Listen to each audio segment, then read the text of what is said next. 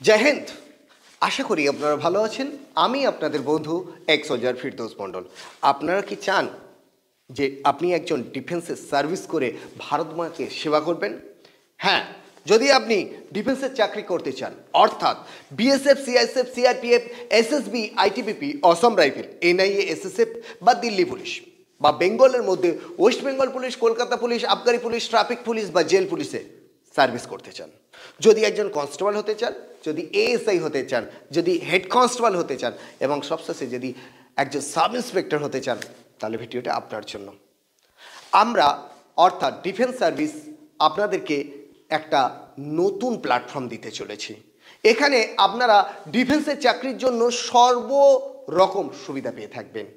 কিভাবে ডিফেন্সের চাকরি পাওয়া সম্ভব? কে ডিফেন্সের চাকরি করবে? সবার জন্য কি ডিফেন্সের চাকরি? না বন্ধুরা, একমাত্র সেই সকল স্টুডেন্ট যারা ফিজিক্যালি ফিট, যাদের হাইট আছে আর যারা মাধ্যমিক পাস, তাদের জন্য। হ্যাঁ, মাধ্যমিক পাস হলে সে সব ডিফেন্সের চাকরি পেতে পারে না, কিন্তু সে একজন বিএসএফ হতে পারে, অর্থাৎ আধা সামরিক বাহিনীতে যেতে পারে। সে রাজ্য সরকারের যে সকল পুলিশ ফোর্স আছে সেখানে যেতে পারে। প্রশ্ন করবে, স্যার আমি তো অগ্নিবীরে যেতে চাই। হ্যাঁ ভাই, তোমার জন্য সুবিধা আছে।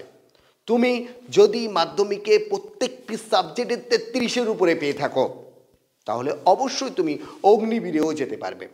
কিন্তু খেয়াল রাখবে, 4 বছরের জন্য অগ্নিবীর, আর এই 4 বছরের পরে 75% আমার সোলজাররা আবার বাপাস আসবে এবং 25% সোলজাররা যারা ইন্ডিয়ান আর্মিতে যোগদান করবে।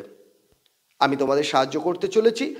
যদি তোমরা নিজেদেরকে একজন সোলজার হিসাবে দেখতে চাও, তাহলে অবশ্যই কমেন্টে লিখবে আর আমাদের এই চ্যানেলটিকে সাবস্ক্রাইব করবেন। আমাকে একটি সাবস্ক্রাইব করে নিচে লিখে উপহার জানাবে। নতুন বছর 2025-এ আমার তরফ থেকে থাকবে তোমাদের আন্তরিক শুভেচ্ছা, ভালোবাসা এবং সঠিক গাইড।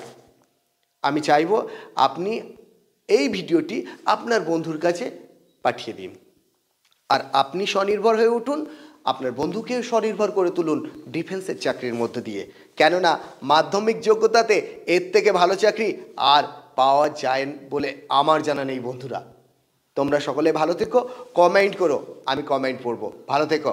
জয় হিন্দ, জয় ভারত।